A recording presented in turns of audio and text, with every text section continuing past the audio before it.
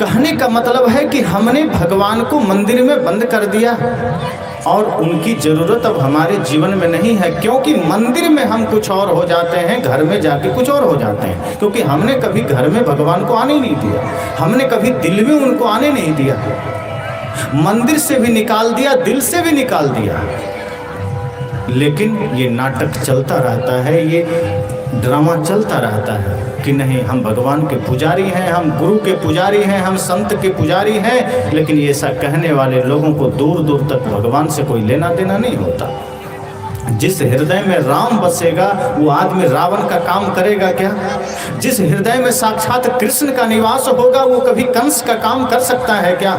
जिस हृदय में भगवान का निवास होगा, संत का निवास होगा, उस हृदय से कभी चोरी का भाव नहीं पैदा होगा, उस हृदय से कभी झूठ नहीं निकल सकता, उस हृदय से कभी किसी के लिए गलत व्यवहार, गलत विचार नहीं निकल सकता। इसका सीधा सा मतलब है कि जिस हृदय में भगवान को होना था उस हृदय से हमने भगवान को निकाल दिया। और अब तो ऐसा समय आया कि भगवान को हमने हृदय से बिल्कुल निकाल के अलग कर दिया। उसके लिए हमने वही मंदिर बनाया, मंदिर में डाल दिया, ताला मार दिया। कई बार मैं सोचता हूँ कि भगवान के लिए जो मंदिर बनाते हैं वो मंदिर नहीं, कैद खाना है। क्योंकि भगवान को मंदिर में बना दिया, डाल दिया और ऊपर से ताला मार दिया। इसका मतलब उनसे बड़ा आप हो गए, तभी तो आप ताला मार दिए कि आप इसी में रहो, जब मन होगा हम खोलेंगे, जब मन होगा बंद कर देंगे। तो भगवान का तो आप उनसे बड़े भगवान बन गए। जो भगवान को हमने कहा कि सर्वत्र है, सबके हृदय में है, उसे हम मंदिर में कैसे बंद कर सकते हैं? जो सर्वत्र हैं हम उन्हें कैसे कैद कर सकते हैं? कहने का मतलब है कि हमें धर्म और सत्संग 24 घंटे हृदय में चाहिए।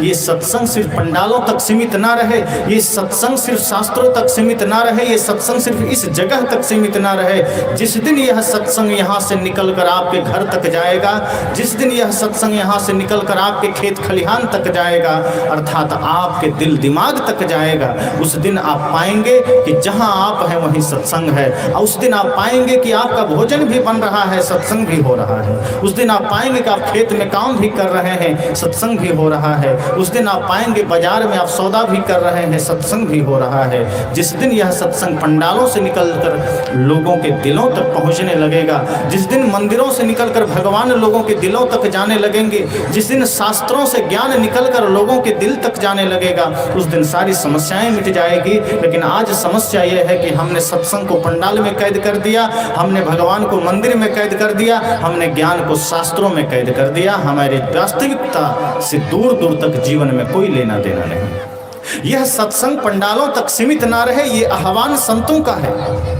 कि ये व्यवस्था के लिए ठीक है, यहाँ आप 1000, 500, 200 जितने आदमी बैठ सके उसके लिए पंडाल बनाए गए। लेकिन इस पंडाल के 4 दीवारी के बाहर आप सत्संग को जरूर लेके जाना। अगर आपके जीवन में कोई तनाव आ रहा है तो ये सत्संग ही उस तनाव को कम करेगा। अगर आपके जीवन में कोई समस्याएं आ रही है उसको ये सत्संग ही खत्म करेगा। यदि आपका मानसिक संतुलन बिगड़ रहा है उसे ये सत्संग ही ठीक करेगा। लेकिन यदि आपने ऐसा ना किया तो ये सत्संग यहाँ रह जाएगा। जैसे किसी आदमी को भूख लगी हो और भोजन बना करके थाली में रख के चुपचाप बैठा रहे और कहे क्या करें हम तो भूखे मर रहे हैं। थाली सामने है और वो आदमी भूखा मरे तो फिर उसको आप मूर्ख कहेंगे कि भाई तू खाएगा तब तो भूख मिटेगी, थाली में भोजन आ जाए तो भूख नहीं मिटेगी। यह सत्संग सामने हो और वो हमारे जीवन में ना हो तो समस्याएं नहीं मिटेगी। सत्संग जीवन में उतरना चाहिए, ज्ञान जीवन में उतरना चाहिए, आपका कर्म बदलना चाहिए। सत्संग में जब आप आ जाएं, यहाँ से जब जाएं तो जिस वाणी में कभी कड़वाहट आती थी वो कड़वाहट मिट जानी चाहिए। जिस शब्द में कभी झूठ भी आ जाता था वो झूठ मिट जाना चाहिए। जिस आचरण में कभी गंदगी आती थी वो गंदगी मिट जानी चाहिए।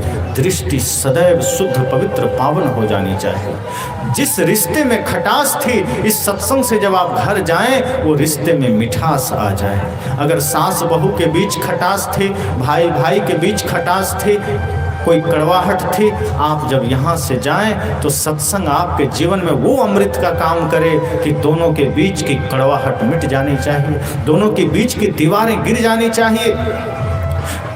चीन की दीवार छोटी पड़ जाती है, जो भाई भाई के बीच आज दीवार खड़ी हो गई, उसको तो बम से गिरा सकते हैं, लेकिन भाई भाई के बीच जो कड़वाहट की दीवार आ गई है, नफरत की दीवार आ गई है, घृणा की दीवार आ गई है, उसे हम मिटा नहीं पाते और वो इतना मजबूत होते चला जाता है कि हम जीवन भर रिश्तों को मीठा नहीं बना पाते। एक संत एक गांव में जाते थे, दो भाई थे, दोनों उन संत के शिष्य थे, दोनों ने दीक्षा लिया था, और जब संत गए थे तो दोनों मिलकर सत्संग कराए, दोनों मिलकर के संत की सेवा किए, और वो दोनों भाई बड़ा प्रेम से सत्संग का आयोजन किया, बड़े ही भाव से, और दोनों एक साथ भोजन करते थे, संत की सेवा एक साथ करते थे, पूरा क्रियाकलाप एक साथ। फिर सत्संग खत्म हुआ, संत चले गए।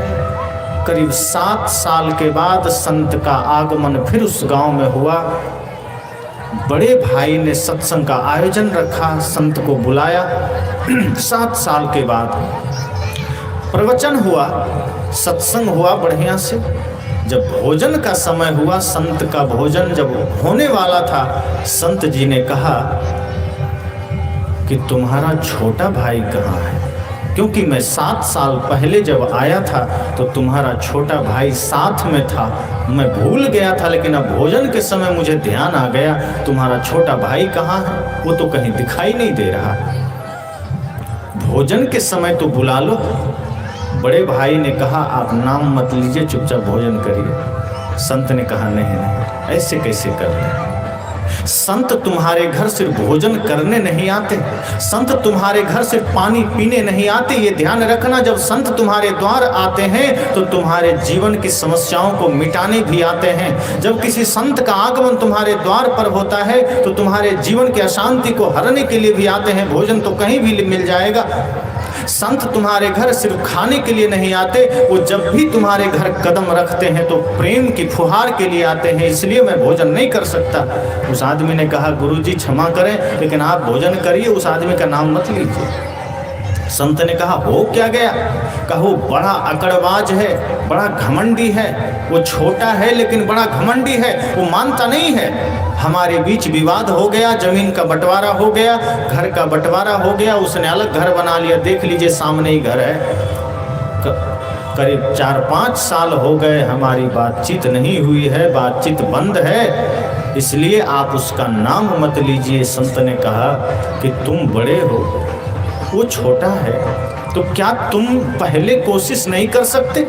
क्या तुम पहले झुक नहीं सकते? बड़े भाई ने कहा ये कैसे हो सकता है, मैं बड़ा हूँ, मैं नहीं झुक सकता, मैं उसके सामने नहीं झुक सकता, चाहे जो हो। संत ने कहा कि यही तो नादानी है। अगर तुमने आज तक ज्ञान, ध्यान, भक्ति थोड़ा भी दिल में धारण किया है तो पहले झुकना सीखो। और वो तो तुम्हारा भाई है, कोई पराया नहीं है, वो तो तुम्हारा अपना भाई है, एक ही माता पिता के संतान हो। छोटा है तो क्या हुआ? कहा गुरुजी बात तो ठीक है, लेकिन वो छोटा है, हम कैसे पैर छुएं उसका, हम कैसे झुकें? कहा तुम अपने भाई के लिए इतना नहीं कर सकता? संत ने कहा जरा याद करो, जब तुम छोटे थे और वो भी छोटा था, जरा याद करो, तुम अपने छोटे भाई के साथ का बिताया हुआ पल याद करो। एक साथ खाता था कि नहीं जब दोनों बच्चे थे? कहा जी। कहा एक साथ स्कूल जाते थे? कहा जी। एक ही कपड़े इधर उधर अदला बदली करके पहन लेते थे? कहा बिल्कुल। एक ही बिस्तर में सोते थे? कहा जी। कहा जब तुम्हारा छोटा भाई कभी रोने लगता था तो उसको गोद में उठाते थे कि नहीं? कहा हाँ। तो जब गोद में उठाते थे तो कितने बार उसका पैर तुमने छुआ होगा, कितने बार उसका चरण तुमने स्पर्श किया होगा। जब उसको स्नान कराते होगे तो कितने बार उसके पैरों को रगड़ा होगा। वही छोटा भाई अब बड़ा हो गया है तो क्या एक बार वो ही समझ कर पैर छू नहीं सकते? तब बड़े भाई ने कहा जी साहब, जी गुरुजी मैं जाता हूँ, कोशिश करता हूँ। अहंकार तो था लेकिन गुरु के समझाने पर वो चला। देखता है छोटा भाई सामने आंगन में बैठा अपना कुछ पढ़ रहा है। 5 साल के बाद पहली बार बड़े भाई का कदम छोटे भाई के घर की ओर हुआ था। 5 साल से कोई एक दूसरे के तरफ देखता भी नहीं था। यद्यपि दोनों गुरु के शिष्य थे, सत्संग सुनता था, लेकिन कुछ ऐसी खटास आ गई, कुछ ऐसी कड़वाहट आ गई कि रिश्ते में दरार हो गई। लेकिन संत का आगमन पुनः हुआ और उन्होंने कहा कि तुम जाओ। जब बड़ा भाई धीरे धीरे चलता है बोझिल कदमों से, यह मन में सोचते हुए कि देखते हैं क्या होता है, तभी छोटे भाई की नज़र बड़े भाई पर पड़ी। जैसे ही देखा कि बड़े भाई बड़े ही शांत भाव से चले आ रहे हैं, छोटे भाई के अंदर भी कुछ भाव बदलने लगा।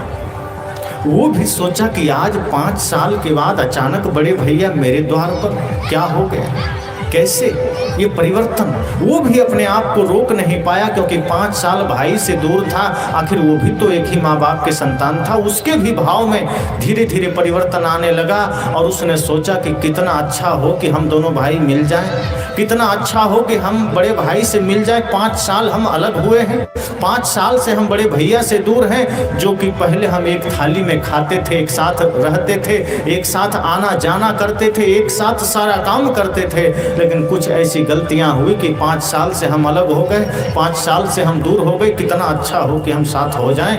ये भाव इसके अंदर भी जागृत होने लगा। तभी निकट आ गए बड़े भाई, और जैसे ही बड़ा भाई निकट आया, वो बिल्कुल झुक करके छोटे भाई का चरण छूने को चाहा। तभी छोटा भाई जल्दबाजी में खड़ा हुआ और उनके चरण छूने से पहले छोटा भाई बड़े भाई के चरणों में पड़ा और रोने लगा। और बड़े भाई ने उसको बड़े प्यार से उठाया, गले से लगाया, और कम से कम आधे घंटे दोनों एक दूसरे के गले से लग के खूब रोए। जब सारे आंसू निकल गए, दोनों के दुख दर्द निकल गए, 5 साल की कड़वाहट आंसुओं में बाहर निकल गया, दोनों का दिल हल्का हो गया, तब वहीं पर गले लगते हुए संकल्प लिया कि अब चाहे धरती इधर की उधर हो जाए, लेकिन भैया अब मैं आपको नहीं छोड़ूंगा। और बड़े भाई ने कहा कि मैं भी अब तुम्हारे बिना नहीं रह सकता। और दोनों भाई एक दूसरे के गले में हाथ डाले, संत के पास गए, संत के चरणों में शीश झुकाया कि गुरुजी आज आप ना आते तो ना जाने हम ये बिखराव कब तक झेलते, आज आपका आगमन ना होता तो ना जाने ये रिश्ते की कड़वाहट कब तक चलती, आज आपका आगमन ना होता तो हम 2 भाई एक जान होकर के भी अलग अलग होते और ऐसे ही जीवन जीते। आपकी बड़ी कृपा है गुरुदेव कि आपका चरण इस धरती पर पड़ा है, आपकी बड़ी कृपा है कि आपका आगमन इस भूमि पर हुआ है, और हम 2 बिछड़े भाई, हम 2 बिखरे भाई फिर से एक हो गए। संत ने कहा बस इसी के लिए मैं आया था, समझ लो मेरा आगमन तुम्हारी रोटी के लिए नहीं हुआ था, मेरा आगमन तुम्हारे अन्न के लिए नहीं हुआ था, तुम्हारे धन के लिए नहीं हुआ था, मेरा आगमन तुम दोनों को एक करने के लिए हुआ था। और अब मेरे सामने तुम दोनों भोजन करो तब मैं करूँगा। दोनों भाई बैठे, एक ही थाली में भोजन परोसा गया, एक में संत के लिए, एक में दोनों भाई बैठे। छोटे ने बड़े भाई को पहले कौर खिलाया, बड़े ने छोटे को खिलाया। जीवन में शांति आ गई, स्वर्ग आ गया। जिस धरा पर संत का आगमन हो जाए वो जीवन स्वर्ग बन जाता है, वो घर स्वर्ग बन जाता है। लेकिन उसके लिए संत का स्थान आपके दिलों में होना चाहिए। अगर उसको संत के प्रति भक्ति ना होती तो वो बात नहीं सुनता, लेकिन उसके हृदय में संत के प्रति श्रद्धा थी, इसलिए उसने अपने कड़वाहट को मिटाया। तो इस सत्संग से जब आप घर जाएं तो वो कड़वाहट आपकी भी मिटनी चाहिए। यदि सास को बहू से कोई शिकायत है, बहू को सास से कोई शिकायत है, सत्संग से जाने के बाद वो शिकायतें आपस में निपटा लेना, वो शिकायतें खत्म कर लेना, उसको मिटा देना और ऐसे मिलना जैसे माँ बेटी का मिलन हो। अगर भाई भाई में ऐसी कड़वाहट हो, आप लोग भी ऐसे ही गले मिल लेना। क्या पता कल क्या हो, कौन जानता है। अगर आप सचेत ना हुए तो धन के चक्कर में आप अपना भाई खो सकते हैं। राम की पूजा करने वाले तो और ज़्यादा उनको समझना होगा कि राम जी ने धन को ठुकरा दिया लेकिन भाई को नहीं छोड़ा, भरत जी ने गद्दी ठुकरा दी लेकिन राम जी को नहीं छोड़े। ये प्रेरणा हमें लेनी चाहिए। यदि आपके भी किसी भी रिश्ते में ऐसी समस्या है, चाहे पड़ोसी के साथ आपका व्यवहार बिगड़ा है, तो आप ये सोचना कि हमारे इस सत्संग में आने की सफलता यही होगी कि आप जब जाएं तो एक दूसरे के बीच पैदा हुए विवाद को मिटा दें, एक दूसरे के बीच पनप रहे कड़वाहट को खत्म कर दें। इंतजार मत करना कि सामने वाला पहले पहल करे, आप पहल करना, आप अगला कदम बढ़ाना। और यदि आप चाहते हैं घर में सदा स्वर्ग बना रहे तो जो बहुएं हैं खास करके वो सास माँ में अपना माँ का दर्शन करना, उनकी सेवा करना। अगर सास माँ सोने चले जाए तो उनके चरण दबाना, यह सोचकर कि ये हमारा धर्म है, ये हमारा कर्तव्य है, ये हमारा दायित्व है और ये सेवा आदमी को स्वर्ग प्रदान करता है। तो जब आपको सत्संग से जाए तो आपके जीवन में इतना परिवर्तन हो कि जब सास माँ सोने चले जाएं तो सबसे पहले उनका चरण दबाना और बड़े ही भक्ति, बड़े ही भाव से दबाना। लेकिन जो सास बैठी हैं, अगर आप कि बहुएं आपकी सेवा के लिए पहुंच जाएं कि आज सत्संग में हमने सुना है, सत्संग में हमने कुछ सीखा है, तो चलो सास माँ के चरण दबाने चले जाएं। और यदि कोई बहू आपकी सेवा करने चली आए तो एक बात का ध्यान रखना कि यदि बहुएं आपकी सेवा के लिए चली आए तो 5 मिनट से ज़्यादा उसको अपना पैर मत दबाने देना। यह सोचना कि 5 मिनट तक ही दबाना है, उसके बाद उसको बोल देना बेटी अब सो जा, हो गया, बहुत है इतनी सेवा। लेकिन आजकल क्या होता है कि अगर कोई सत्संग से कोई शिक्षा, कोई ज्ञान लेकर के बहुएं पहुंच जाए सेवा करने तो सास सोचती है पहली बार तो आई, आज तक तो कभी आई नहीं, चलो दबाए जा, क्या पता कल आए ना आए। और बहू सोचती है सास माँ मना भी नहीं कर रही, पहली बार आई हूँ, मना भी नहीं करे, चलो कोई बात नहीं आज दबा देती हूँ, कल से बंद। तो अगर चाहती हो रोज सेवा होती रहे तो 5 मिनट होते ही बोल देना बस बहू, बस बेटी, बस हो गया, इतनी सेवा बहुत है, तो बुढ़ापे तक आपकी सेवा होती रहेगी। ये सत्संग में इतनी ताकत है कि दोनों तरफ से आपको सामंजस्य बिठाना पड़ेगा। सास को बहू में बेटी का दर्शन, बेटी को सास में माँ का दर्शन, भाई को भाई में भगवान का दर्शन, भाई छोटे को बड़े में, बड़े को छोटे में, पिता को पुत्र में, पुत्र को पिता में। इस तरह से जब एक दूसरे में वो प्रेम की दृष्टि प्रकट होगी, पूरा रिश्ता आपका स्वर्ग से भरपूर होगा।